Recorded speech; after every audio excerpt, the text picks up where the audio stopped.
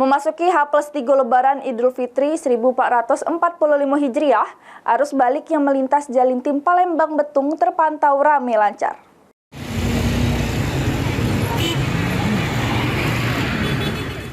Memasuki H+3 Lebaran Idul Fitri 1445 Hijriah, arus balik yang melintas Jalintim Palembang Betung terpantau masih landai.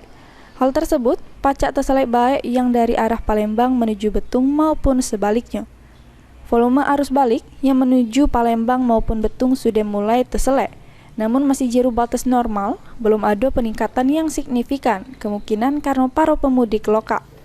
Pada H+3 arus balik ini pengendara roda 2 masih mendominasi, sedangkan untuk kendaraan roda 4 dari arah Betung yang menuju ke arah Palembang masih terselek lengang.